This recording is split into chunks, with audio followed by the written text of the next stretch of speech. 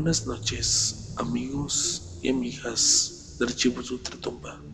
Mi nombre es Alberto Sánchez y sean todos ustedes bienvenidos a este nuevo video. Es bien sabido por muchos de nosotros que la psicología y la parapsicología están íntimamente ligadas, pues hay casos que la psicología aún hoy en día, en pleno siglo XXI, no puede explicar. Este es el caso de Bettina, una psicóloga profesionista oriunda de Chihuahua, quien en sus comienzos como profesional de la psicología tuvo un caso que hasta el día de hoy le causa temor y dolor. Sin más, te dejaré con la historia de Bettina. Te recomiendo que uses audífonos y subas el volumen al máximo.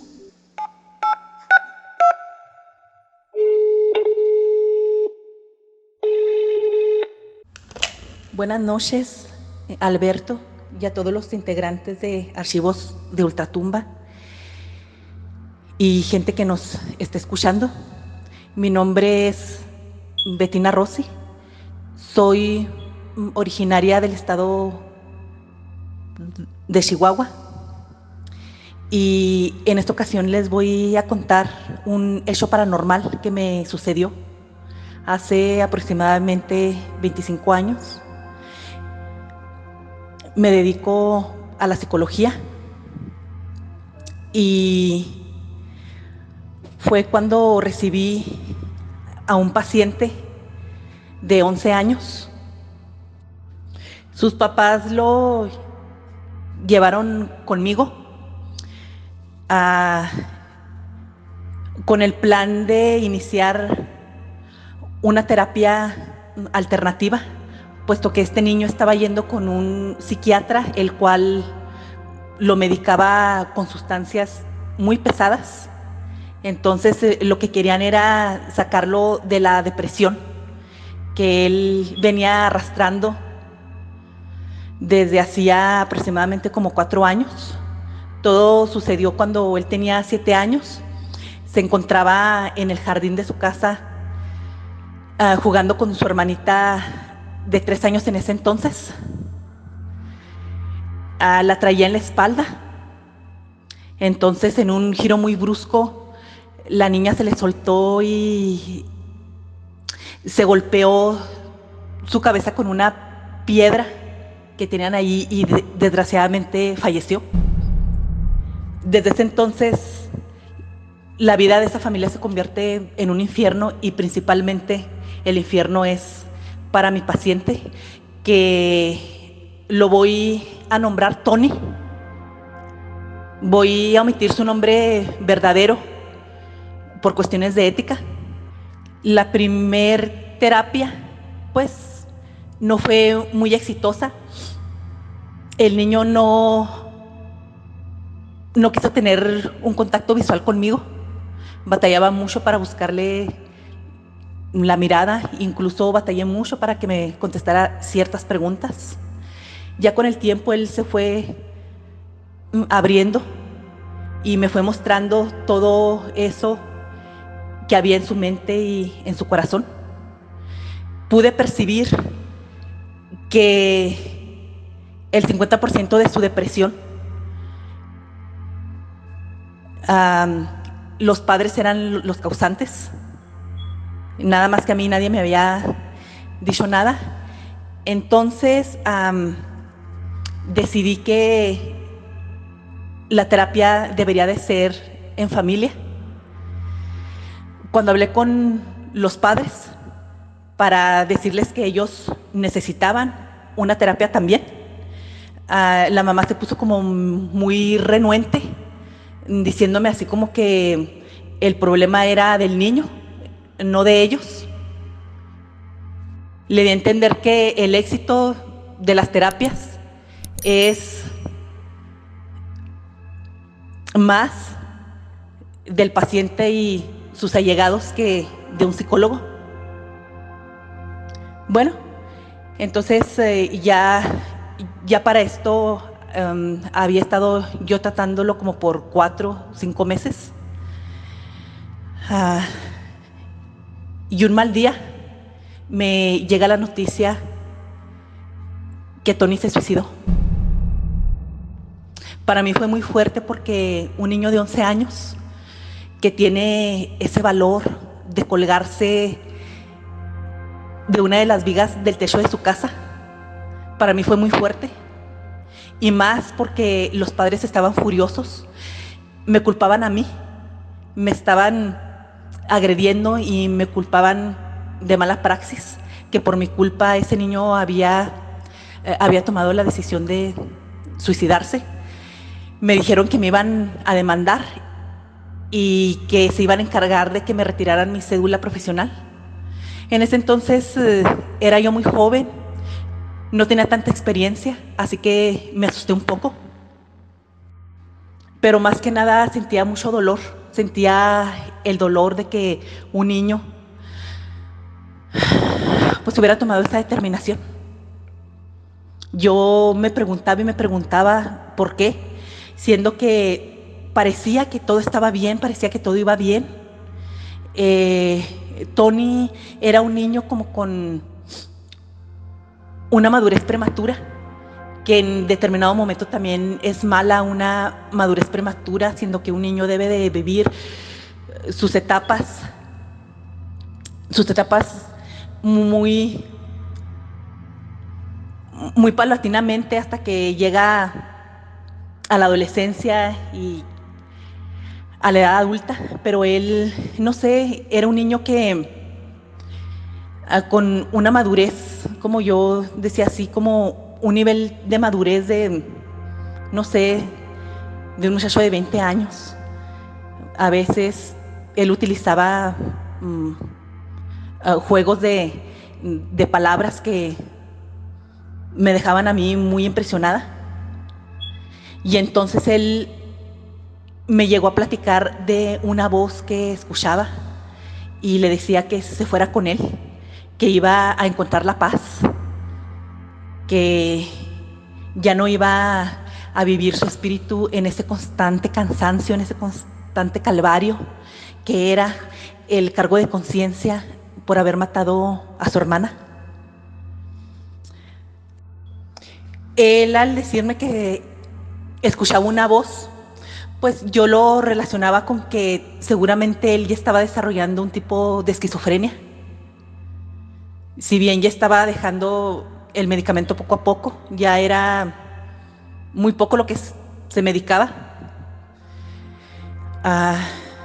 Bueno, entonces yo, en lo que lo estaba reflexionando, en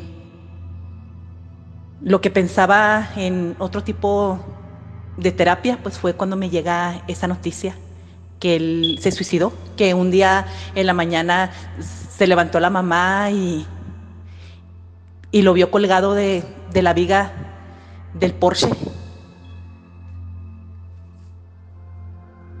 con ese color característico de una persona que le falta el aire. Entonces yo vuelvo a repetir, me quedé, no sé, desconcertada. Me quedé, como quien dice, en el limbo. Quería saber tantas cosas y los papás no se iban a prestar, los papás no iban a aceptar, los papás solamente me insultaban, me culpaban. Y un día decidí consultar la Ouija. Ya no había nada en el ámbito psicológico que me pudiera ayudar. Así que acudí a ese mundo de lo paranormal y decidí hacer ese ritual para encontrarme con el alma de Tony. En aquel entonces mi habitación era grande y bueno, pues me puse a hacer el ritual de invocación. Le pregunté que si estaba ahí Y el triángulo de la ouija dijo que sí. Entonces le pedí que se manifestara de otra manera. Se dejó de mover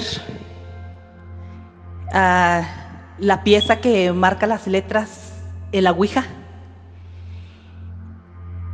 Y allá al fondo de mi cuarto se veía muy oscuro y alcancé a detectar una silueta más oscura todavía que me dijo: no voltees a verme, solo escúchame. Pero yo quería saber si en realidad era Tony, porque bueno, mucho se comenta que hay veces en que se meten otros espíritus.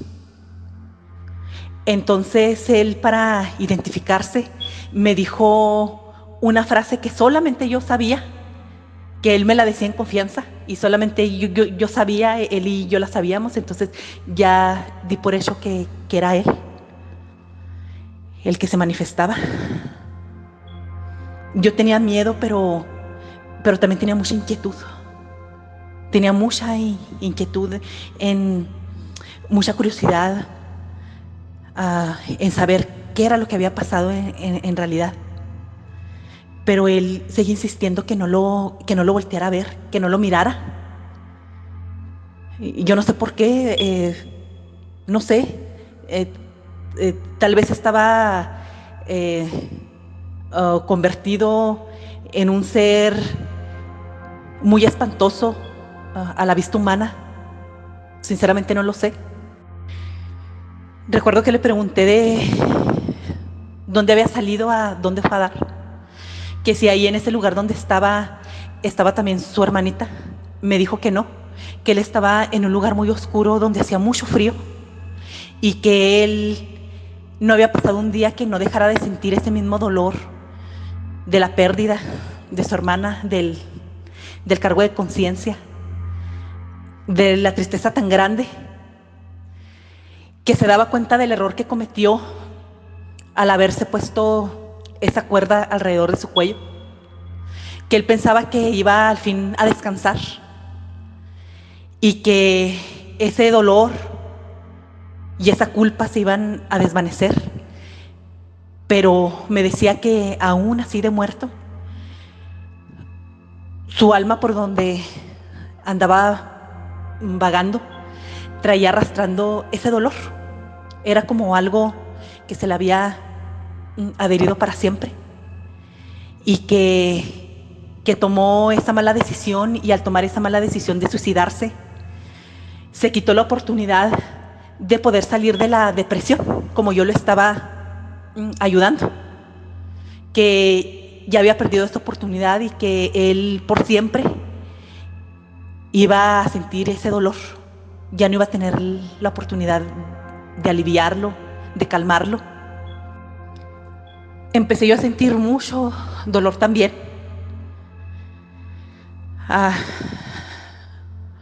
Un psicólogo debe de poner siempre una barrera, pero en ese instante ya no era la psicóloga y su paciente. Y le dije que sí, ¿por qué tomó esa decisión tan trágica? ¿Por qué se arrancó su existencia? ¿Por qué se arrancó todas sus posibilidades de salir a flote? Y fue ahí donde descubrí que los padres, lejos de ayudarlo, lo hundían constantemente. La madre, sobre todo, que se supone que era la más enojada, la más ofendida, que era ella la que se encargaba de siempre estarle recordando lo que hizo, su crimen, siendo que no fue su culpa. Tony no lo hizo alevosamente, siendo que fue un accidente como muchos que pasan. Bueno, pero me decía que la mamá en ningún momento lo dejaba en paz y siempre le estaba recordando ese momento de una u otra manera, que era muy raro el día en que no sacara a relucir aquel hecho tan trágico. Y ya cuando él pensaba que las cosas estaban bien, puesto que ya los tres estaban tomando la terapia conmigo, ya pensó Tony que todo iba a cambiar. Y una noche antes de él suicidarse, todo empezó porque se le derramó en la mesa un vaso de leche.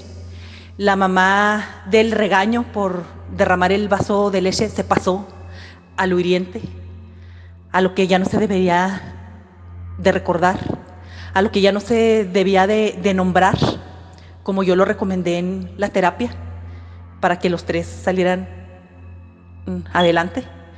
Y según yo estaban los tres asimilando esa terapia y estaban todos poniendo de su parte para salir juntos adelante como familia. Ahí me di cuenta que no, que la mamá solo iba de los dientes para afuera a venderme una idea muy errónea de lo que era en realidad. Y era ella la que no podía perdonar a Tony, y era ella la que prácticamente aborrecía a su hijo. Y iba a dar por terminado ese ritual porque en realidad yo me estaba derrumbando, sentía mucho dolor de que como la vida de un niño se oscureció así, y el dolor de saber que se supone que las madres estamos para sacar a nuestros hijos adelante, y que las madres vamos a amar a los hijos sean lo que sean. Pero bueno, ya yo le dije que si podía hacer algo por él para de cierta forma menguar un poco el martirio en el que se encontraba. Y como su última voluntad, ¿verdad?, me pidió que por favor buscara a sus padres y que desenmascarara a su mamá, que le dijera lo que yo platiqué con él, porque fueron cosas que se quedaron en la familia, la discusión de esa noche. Me pidió que les dijera a sus padres que lo perdonaran, pero que lo perdonaran de corazón. Y cuando lo perdonaran de corazón, que hicieran 12 misas en su nombre, una por mes, hasta completar el año. Entonces era ahí cuando el alma de Tony iba a poder salir de ahí y pasar a otro lugar, a otro mundo, donde no iba a estar feliz, pero iba a estar un poco mejor de cómo se encontraba en ese instante. Y así lo hice. Cumplí la voluntad del espíritu de Tony. Él ya estaba, se puede decir, muerto, pero aún seguía sufriendo. Y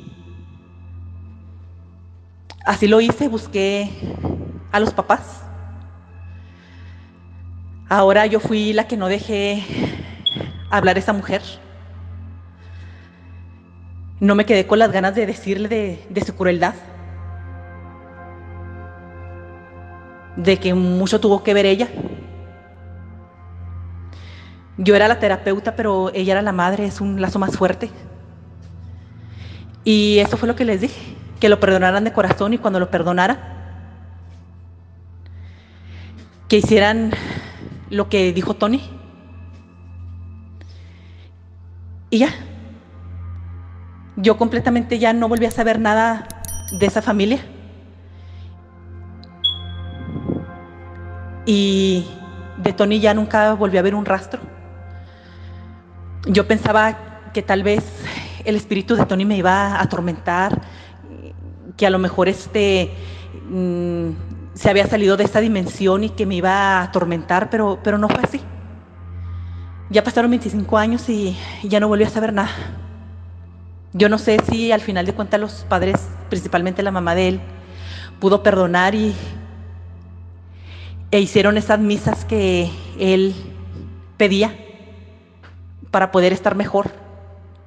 No lo sé, pero esta es la experiencia realmente verídica, fidedigna, y muchas gracias por escuchar. Creo que las gracias son para ti, Betina, por habernos dejado escuchar esta historia, pues sabemos que para ti no ha de ser fácil poder nuevamente recordar y revivir ese momento tan feo que pasaste hace algunos años. Y siendo sincero, para mí es algo aterrador y triste a la vez pensar que un niño de tan corta edad se quite de esa manera tan fea la vida. Incluso es aún más aterrador saber que por culpa de sus padres y la maldad de su madre, el chico decidió orillarse a hacer lo que hizo. Creo que es una historia que nos deja una buena reflexión del cómo poder tratar a nuestros hijos en un futuro y evitar que hagan cosas de este tipo. Quiero invitarlos a ustedes que nos están escuchando a también contar sus historias a través de este espacio llamado Archivos de Ultratumba. Si tú, así como Betina, tienen historias que contar, puedes enviarlas al correo que te está apareciendo en estos momentos en la pantalla, o bien enviarlas a través de nuestro grupo de WhatsApp. El link está en la descripción de este video. Sin más, nunca tenemos que olvidar que en este mundo existe algo del más allá. Me despido y hasta el siguiente video. Espero que pases buenas noches.